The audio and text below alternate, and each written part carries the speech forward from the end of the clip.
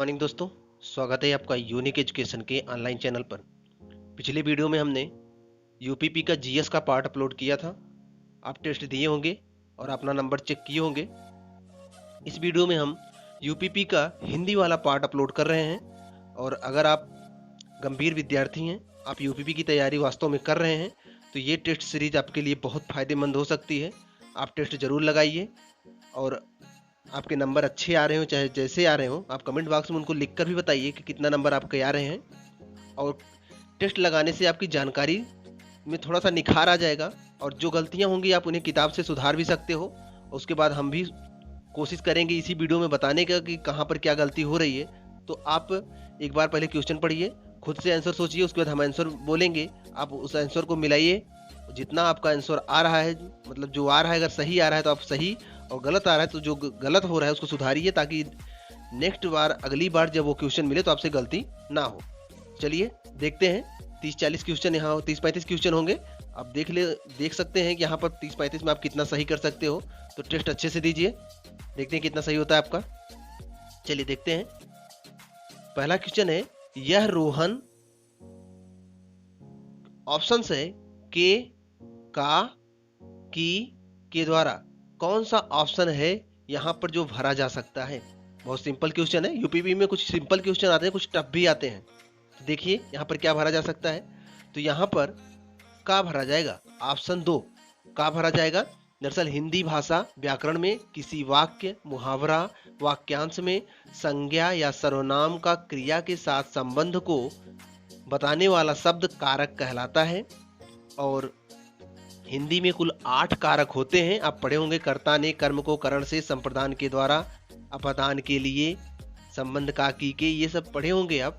तो वही कारक हैं। तो यहाँ पर कौन सा कारक यूज हो रहा है, यहाँ पर का कारक का यूज हो रहा है इसमें भरने के लिए। तो यह मोहन का घर है। सिंपल क्वेश्चन है, अगर आप थोड़ा सा भी दिमाग लगाए होंगे तो आपको सही आंसर मिल गया होगा। वर्तनी से भी क्वेश्चन आते हैं। तो अगला क्वेश्चन देखते हैं। अगला क्वेश्चन है, 68 को हिंदी में क्या कहेंगे। 65, 67, 68, 59। सोचिए। चलिए आपको आंसर बताते हैं, ये भी सरल है। ऑप्शन तीसरा सही है, 68 कहेंगे। चलिए अगले क्वेश्चन में चलते हैं। अगला क्वेश्चन है, वह कश्मीर प्राण है के, की, का। बताइए क्या भरा जाएगा। वह कश्मीर के प्राण है, वह कश्मीर की प्राण है, वह कश्मीर का प्राण है। सोचिए। चलिए हम आपको आंसर बताते हैं। यहां पर ऑप्शन, एक मिनट, यहां पर ऑप्शन चौथा सही है, का। वह कश्मीर का प्राण है। तो यहां पर का भरा जाएगा, तो ध्यान रखिएगा। चलते हैं नेक्स्ट क्वेश्चन पर। हिंदी ही आपको अच्छे नंबर यूपीपी में दिला सकती है, बस थोड़ी सी मेहनत इसके पीछे करना है। बहुत अच्छे नंबर देती है। 1 नंबर मैथ भी देगा, 1 नंबर जीएस भी देगा, 1 नंबर रीजनिंग भी देगी और 1 नंबर हिंदी भी देगा। तो हिंदी थोड़ा अच्छे से तैयार कर लें तो नंबर सुधर सकते हैं पेपर में। अगला क्वेश्चन देखते हैं। पीताम्बर शब्द का शुद्ध रूप है। पीताम्बर शब्द का शुद्ध रूप है पीताम्बर, पीतंबर, पीतंबर, पीथंबर। सोचिए क्या हो सकता है। चलिए हम आपको आंसर बताते हैं। यहाँ पर ऑप्शन पहला सही है। पीताम्बर शब्द का जो शुद्ध रूप है वो पीताम्बर है। बड़ी ई का मात्रा होता है पीताम्बर, ये पीताम्बर का शुद्ध रूप है।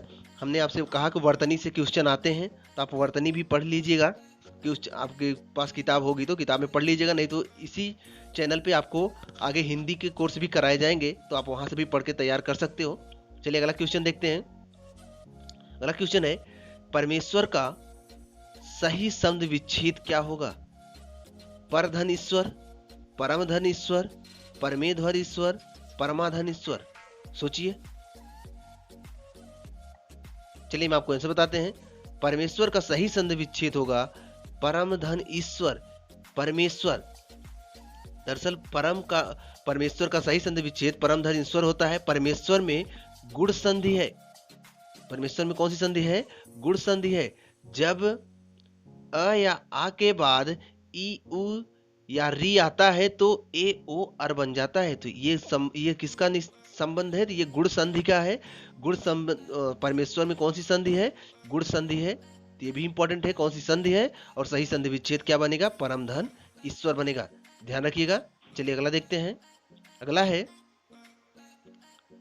रिक्त स्थान की पूर्ति दिए गए विकल्पों के उचित सर्वनाम या विशेषण चुनकर करिए। तो आपको यहाँ उचित शब्द चुनकर रिक्त स्थान पे भरना है। लड़का बहुत चालाक है, यहाँ पर क्या भरा जाएगा? वे लड़का, उस लड़का, आप लड़का, वह लड़का।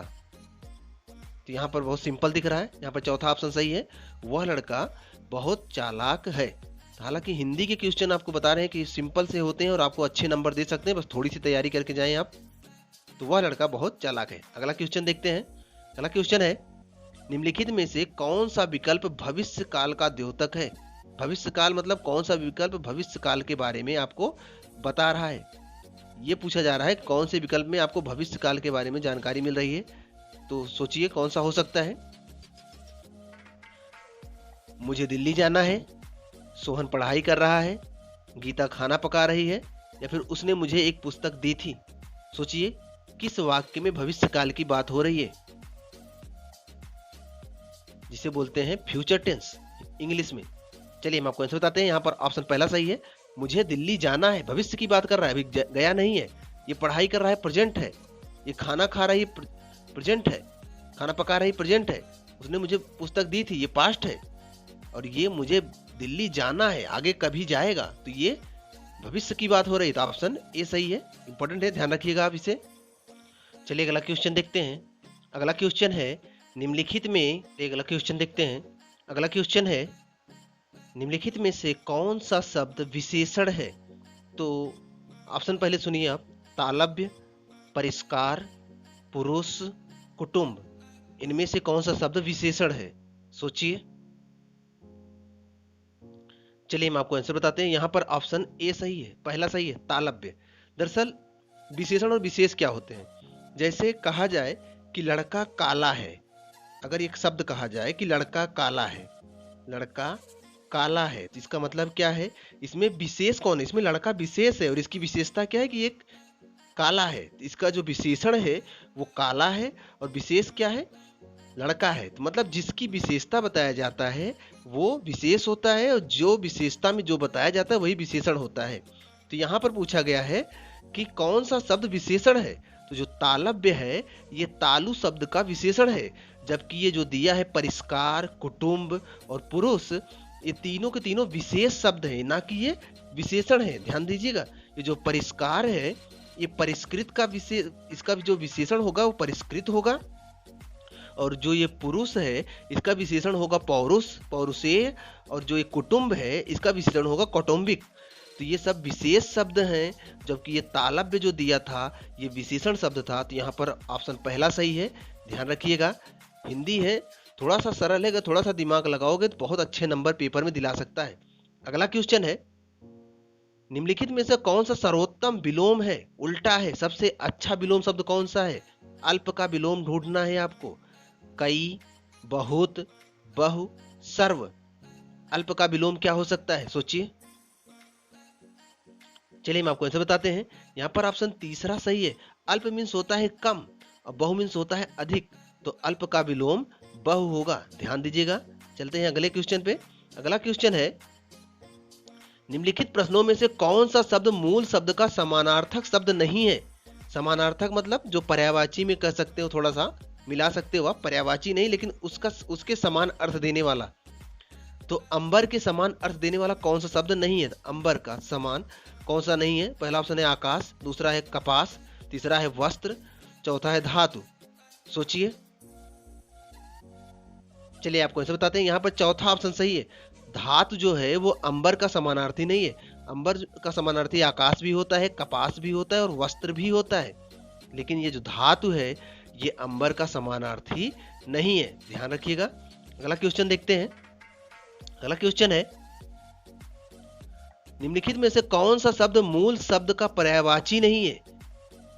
जो मूल शब्द है इसमें झूठ, झूठ का पर्यायवाची कौन सा नहीं है? ऑप्शन है मिथ्या, वचन, मृषा, असत्य। कह रहा है इनमें से कौन सा झूठ का पर्यायवाची नहीं है। सोचिए। चलिए आपको आंसर बताते हैं। यहां पर ऑप्शन दूसरा सही है। वचन जो है ये झूठ का पर्यायवाची नहीं है, बाकी मिथ्या, मिर्सा और असत्य जो है झूठ के ही पर्यायवाची हैं। अगला क्वेश्चन देखते हैं। अगला क्वेश्चन है, निम्नलिखित में से कौन सा चिन्ह योजक चिन्ह के रूप में प्रयोग किया जाता है? बहुत सरल क्वेश्चन है, सोचिए। चलिए हम आपको आंसर बताते हैं। यहां पर जो ऑप्शन तीसरा है यह योजक चिन्ह के रूप में प्रयोग होता है। दो शब्दों के, जैसे रुपया पैसा आप लिखते हो तो उनके बीच में एक चिन्ह लगाते, इसे योजक चिन्ह कहा जाता है।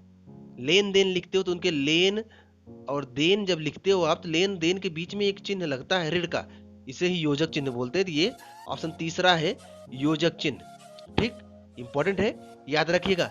जबकि ये जो चिन्ह है ये वाला, इसे बोलते हैं अपूर्ण विराम चिन्ह, और ये वाला जो चिन्ह है इसको बोलते हैं अर्धविराम चिन्ह, और ये जो चिन्ह है इसे बोलते हैं विस्मय बोधक चिन्ह। तो यहाँ पर ऑप्शन तीसरा सही है, इंपॉर्टेंट है, ध्यान रखिएगा। चलते हैं अगले क्वेश्चन पर। अगला क्वेश्चन है, निम्न में से कौन सा, एक मिनट, चलिए क्वेश्चन देखते हैं। क्वेश्चन है, निम्न में से कौन से वाक्य में अपूर्ण वर्तमान काल का प्रयोग हुआ है? अपूर्ण वर्तमान काल, जिसमें वर्तमान काल पूरा ना हुआ हो। तो पहला ऑप्शन है पार्थ खेलता है। वर्तमान काल और भविष्य काल, भूतकाल ये तो आप पढ़े होंगे, प्रेजेंट टेंस, फ्यूचर टेंस और पास्ट टेंस, तो वही है हिंदी में वर्तमान, भविष्य, भूत। तो यहाँ कह रहा है कौन सा वाक्य अपूर्ण वर्तमान काल का प्रयोग हुआ है, किस वाक्य में? तो पहला ऑप्शन है पार्थ खेलता है, दूसरा वाक्य है पार्थ खेल रहा है, तीसरा ऑप्शन है पार्थ खेलता होगा, चौथा ऑप्शन है पार्थ खेल रहा होगा। सोचिए किसमें है अपूर्ण वर्तमान का प्रयोग? चलिए हम आपको आंसर बताते हैं। यहां पर ऑप्शन दूसरा सही है, पार्थ खेल रहा है। दरअसल अपूर्ण वर्तमान को तात्कालिक वर्तमान भी कहते हैं। इस काल की क्रिया जारी रहती है, इसमें सत्यता का बोध होता है। पार्थ खेल रहा है वाक्य अपूर्ण वर्तमान का उदाहरण है। तो ऑप्शन दूसरा सही है, इंपॉर्टेंट है, ध्यान रखिएगा। चलते हैं नेक्स्ट क्वेश्चन पर। अगला क्वेश्चन है, क्वेश्चन ध्यान से देखिए। क्वेश्चन है, एक मिनट, निम्न में कौन से वाक्य में संदिग्ध भूत का प्रयोग हुआ है? संदिग्ध भूतकाल का प्रयोग हुआ है। ऑप्शन है मैंने निबंध लिखा, ऑप्शन दूसरा है मैंने निबंध लिखा। पहला ऑप्शन है मैंने निबंध लिखा है, दूसरा ऑप्शन है मैंने निबंध लिखा, तीसरा ऑप्शन है मैंने निबंध लिखा होगा, और चौथा ऑप्शन है यदि मैंने निबंध लिखा होता तो, एक मिनट, यदि मैंने निबंध लिखा होता तो मुझे इनाम अवश्य मिलता। कह रहा है इनमें से कौन सा भूतकाल, कौन सा संदिग्ध भूतकाल का प्रयोग हुआ है? सोचिए। चलिए मैं आपको बताता हूं आंसर। यहाँ पर ऑप्शन तीसरा सही है, मैंने निबंध लिखा होगा, इसमें संदिग्ध भूतकाल का प्रयोग है। संदिग्ध भूत की क्रिया से बीते हुए समय में क्रिया की पूर्णता में संदेह रहता है। वाक्य में निबंध लिखा होगा में संदिग्ध भूतकाल का प्रयोग हुआ है। ठीक, लिखा होगा, संदेह है यहाँ पर, लिखा गया होगा कि नहीं होगा, इसे संदिग्ध भूत कहते हैं। इंपॉर्टेंट है, ध्यान रखिएगा। चलते हैं नेक्स्ट क्वेश्चन पर। अगला क्वेश्चन है, एक मिनट, अगला क्वेश्चन है कि क्षीर शब्द का पर्यायवाची शब्द है, क्षीर का पर्यायवाची क्या है? ऑप्शन है खीर, जल, दूध, नीर। इसमें से क्षीर का पर्यायवाची क्या है? चलिए हम आपको आंसर बताते हैं। यहां पर ऑप्शन तीसरा सही है, दूध ही क्षीर का पर्यायवाची है। आप सुने होंगे कि भगवान विष्णु क्षीर सागर में रहते हैं। क्षीर सागर मतलब दूध के सागर में रहते हैं वो। तो क्षीर का जो पर्यायवाची शब्द है वो दूध का ही पर्यायवाची क्षीर है, याद रखिएगा। दूध से बनता है जो चावल मिलाकर, उसे बोलते हैं खीर, ना कि वो उसका पर्यायवाची है। और नीर और जल दोनों एक दूसरे के पर्यायवाची हैं, तो आप जानते हो ना कि ये दूध के हैं। दूध का पर्यायवाची क्षीर है या क्षीर का पर्यायवाची दूध है। इंपॉर्टेंट है, ध्यान रखिएगा। चलते हैं नेक्स्ट क्वेश्चन पर। अगला क्वेश्चन है, संस्कृत से विकृत होकर आने वाले शब्द को क्या कहा जाता है? देशज, प्रांतीय, तद्भव, तत्सम। सोचिए क्या कहते हैं। बहुत सरल क्वेश्चन है ये। चलिए हम आपको आंसर बताते हैं। यहाँ पर ऑप्शन तीसरा सही है, तद्भव। दरअसल जो शब्द संस्कृत के समान होते हैं उन्हें तत्सम कहते हैं। तत्सम मतलब उसके समान। और जो शब्द संस्कृत से ही उत्पन्न होकर आए हुए होते हैं उन्हें तद्भव कहते हैं। तद्भव उससे उत्पन्न।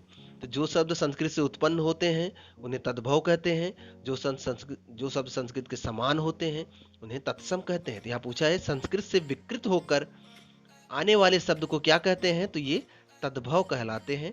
ऑप्शन तीसरा सही है, इंपॉर्टेंट है, ध्यान रखिएगा। अगला क्वेश्चन देखते हैं। निम्नलिखित में से तत्सम शब्द कौन सा है? तत्सम अभी आपको बताया गया ऊपर, जो उसके समान हो, मतलब जो संस्कृत के समान हो। तो कौन सा शब्द तत्सम है? अस्थि, बेगम, चपरासी, जमीन। सोचिए। चलिए हम आपको आंसर बताते हैं। ये जो तत्सम शब्द है इसमें अस्थि जो है तत्सम शब्द है। बाकी वेगम तो एक उर्दू शब्द है, आप जानते हो। चपरासी और जमीन ये सब तद्भव हैं। तत्सम जो संस्कृत के समान है वो है अस्थि। तो इंपॉर्टेंट है, ध्यान रखिएगा आप इसका। चलिए अगला देखते हैं। अगला है क्वेश्चन जो है 56 से 60 तक। एक मिनट। क्वेश्चन जो 56 से 60 तक है, क्वेश्चन जो 56 से 60 तक है, इसके लिए एक पैराग्राफ दिया है। ये अनुच्छेद जो लिखा है ना, इसे बोलते हैं पैराग्राफ। इस पैराग्राफ को पढ़ के आपको 56 से 60 के बीच के जो क्वेश्चन है उसके आंसर आपको देने हैं। तो आपको एक बार पैराग्राफ ध्यान से पढ़ना होगा, उसके बाद आपको आंसर देना होगा। तो चलिए पैराग्राफ एक बार ध्यान से पढ़ लेते हैं। आप पेपर में भी बहुत ध्यान से पैराग्राफ पढ़ेंगे, क्योंकि यहाँ पर जो क्वेश्चन पूछा जाएगा वो इसी में निहित होगा।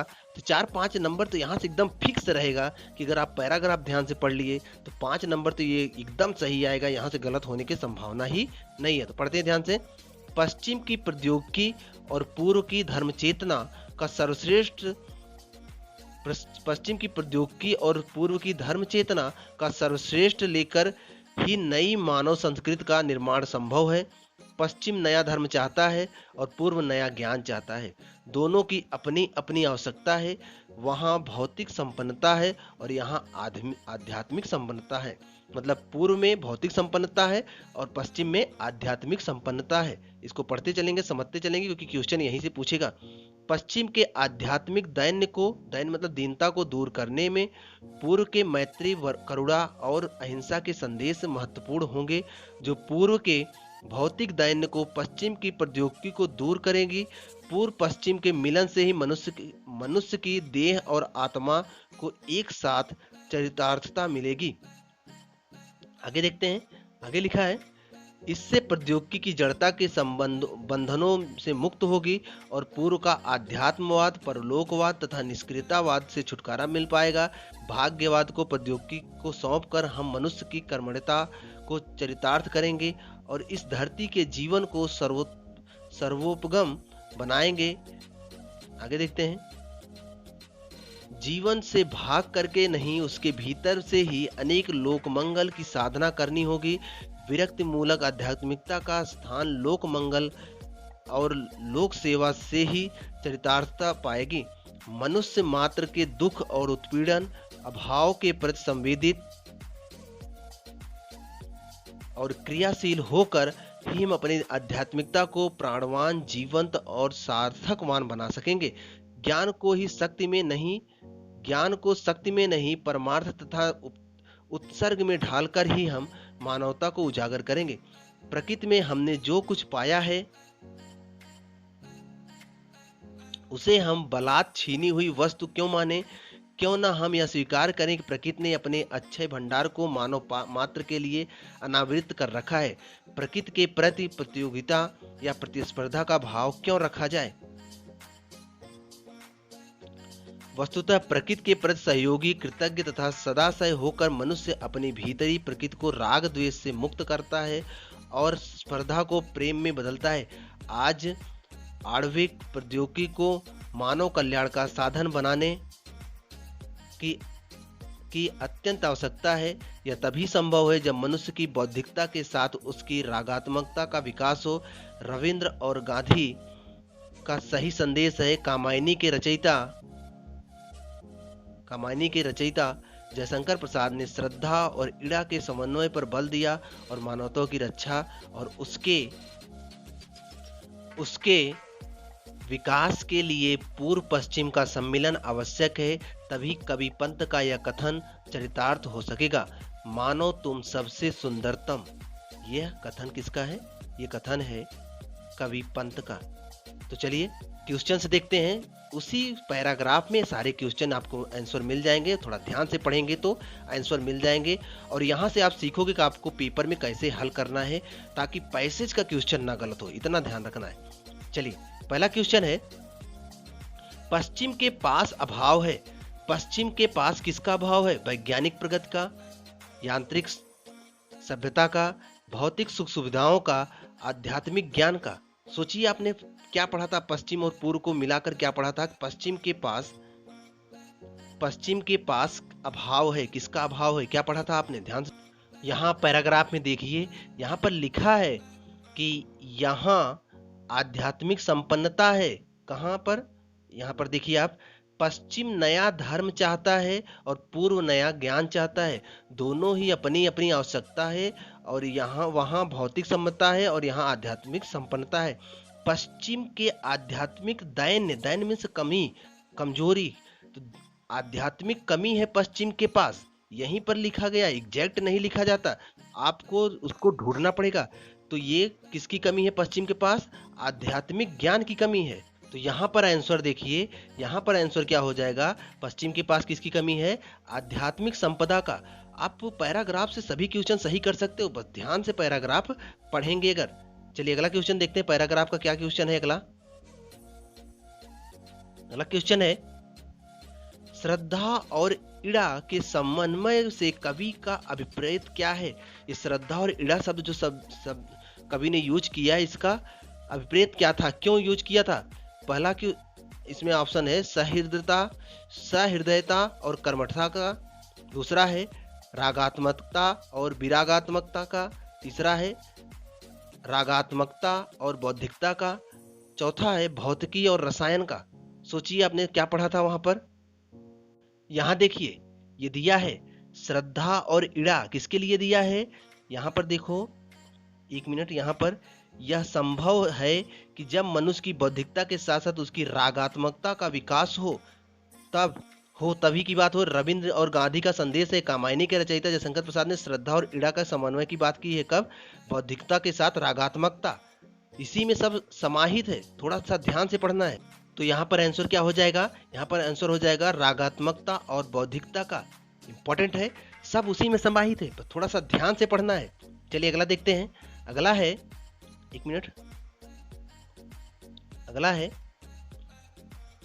मनुष्य मात्र के दुखों एवं अभावों के प्रति संवेदनशीलता के संप्राण और सार्थक बन सकती है हमारी। इसमें क्या आंसर होगा? सोचिए आप, पैराग्राफ हम आशा करते हैं कि अच्छे से पढ़े होंगे और आप आंसर बताएंगे।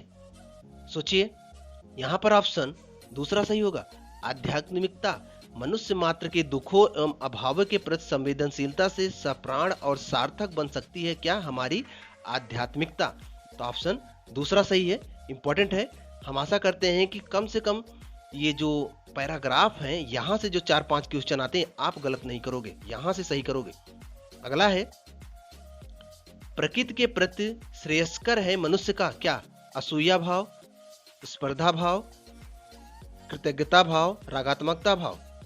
तो वहां पर दिया था, सोचिए। चलिए आपको आंसर बताते हैं। ऑप्शन तीसरा सही है, वहां पर दिया था कि प्रकृति से हम स्पर्धा ना करें, उसके प्रति कृतज्ञता भाव रखें, उसके साथ मेल जोल रखें। प्रकृति से स्पर्धा करेंगे, प्रकृति से आगे बढ़ने की कोशिश करेंगे तो नाश हो जाएगा। तो यहाँ ऑप्शन तीसरा सही है, इंपॉर्टेंट है। अगला क्वेश्चन देखते हैं जो उस पैराग्राफ से लास्ट क्वेश्चन बनेगा।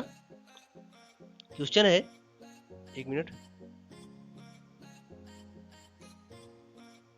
क्वेश्चन है, पश्चिम के प्रति प्रौद्योगिकी और पूर्व के धर्म चेतना का समन्वय आवश्यक है। किसमें है? बौद्धिक और रागात्मक समन्वय के लिए, मानवता की रक्षा के विकास के लिए, यांत्रिकता और प्रौद्योगिकी के विकास के लिए, प्रौद्योगिकी और अध्यात्म के समन्वय के लिए। सोचिए।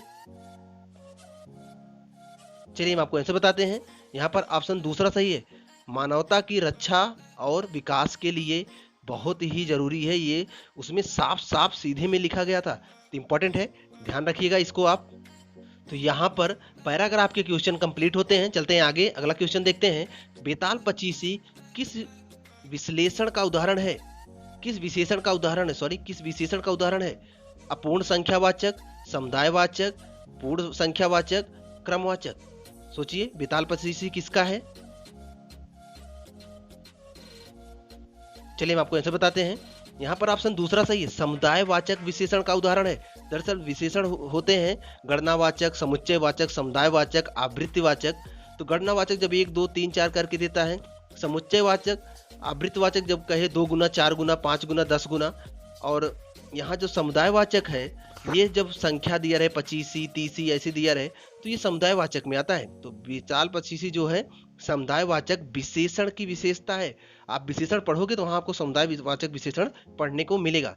इंपॉर्टेंट है, ध्यान रखिएगा। अगला क्वेश्चन देखते हैं।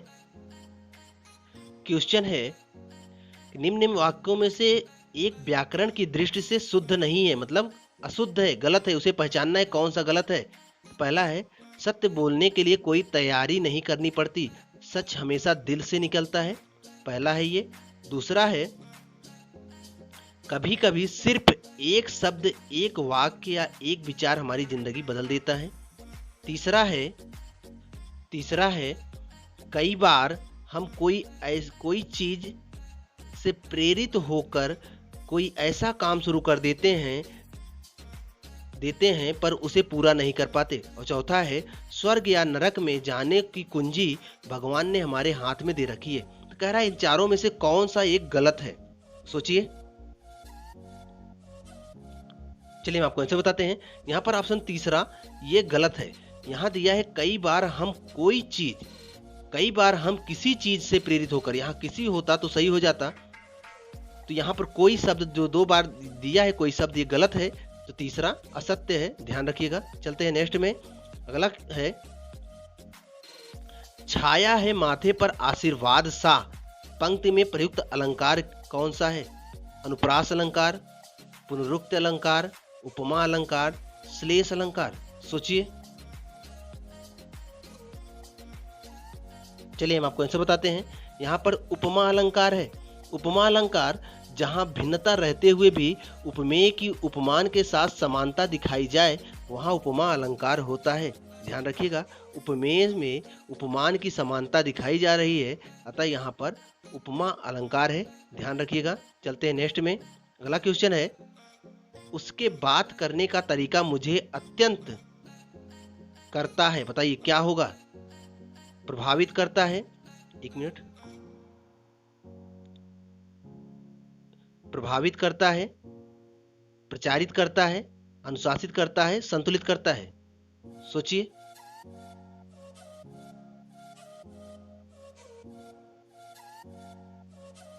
सोचिए क्या होगा आंसर। चलिए हम आपको आंसर बताते हैं। यहाँ पर ऑप्शन पहला सही है, उसके बात करने का तरीका मुझे अत्यंत प्रभावित करता है। फ्री के नंबर है, थोड़ी सी हिंदी तैयार कर लो, 30-40 नंबर फ्री के मिल सकते हैं। अगला है, मैंने आम खा लिया है, वाक्य में प्रयुक्त काल पहचाने। इसमें कौन सा काल है? मैंने आम खा लिया है, पूर्ण भूतकाल, हेतु, मध्य भूतकाल, अपूर्ण भूतकाल, आसन्न भूतकाल। सोचिए कौन सा भूतकाल है इसमें। चलिए हम आपको आंसर बताते हैं। यहाँ पर चौथा ऑप्शन सही है, आसन्न भूतकाल। मैंने आम खा लिया वाक्य में प्रयुक्त काल आसन्न भूतकाल है कि भूतकाल के 9 रूप हैं। सामान्य भूत में मैं पढ़ा, और नेमी भूत में मैं पढ़ता था, आसन्न भूत में उसने या फिर अभी अभी पढ़ा है। तो मैंने आम खा लिया है, तो ये किस में आता है? आसन्न भूत में आता है। इंपॉर्टेंट है, याद रखिएगा। और जो संदिग्ध भूत होता है उसमें होता है कि वह पढ़ा होगा, तो वो संदिग्ध भूत में आता है। तो यहाँ पर ऑप्शन चौथा सही है, ध्यान रखिएगा। चलिए अगला देखते हैं। अगला है, अनुशासन सफलता की क्या है? कुंजी है, जड़ है, उन्नति है, प्रगति है। तो बहुत बार आप सुने होंगे अनुशासन सफलता की कुंजी है। ऑप्शन पहला सही है। चलते हैं नेक्स्ट में। अगला है हीरक सी समीर माला जप, पंक्ति में प्रयुक्त अलंकार कौन सा है? पहचाने। अनुप्रास, उत्प्रेक्षा, यमक, उपमा। सोचिए। यहाँ पर ऑप्शन चौथा सही है, उपमा अलंकार है। जहां उपमेय में अभी आपको डिफिनेशन बताया गया था, तो यहाँ उपमा अलंकार है, ध्यान रखिएगा। अगला देखते हैं। आटे में थोड़ा नमक डालें, वाक्य में प्रयुक्त व्याकरण पहचाने। अनिश्चित परिमाणवाचक, प्रत्येक बोधक वाचक, संकेत वाचक, पूर्ण परिमाणवाचक।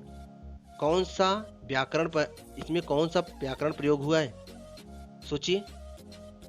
चलिए हम आपको आंसर बताते हैं। पहला अनिश्चित, अनिश्चित परिमाणवाचक। ये जो थोड़ा शब्द दिया है, थोड़ा मतलब निश्चित नहीं होता। कह दिया गया थोड़ा सा दीजिए, तो इसका मतलब निश्चित ही नहीं कितना है, बस थोड़ा समझ के लोग दे देते हैं।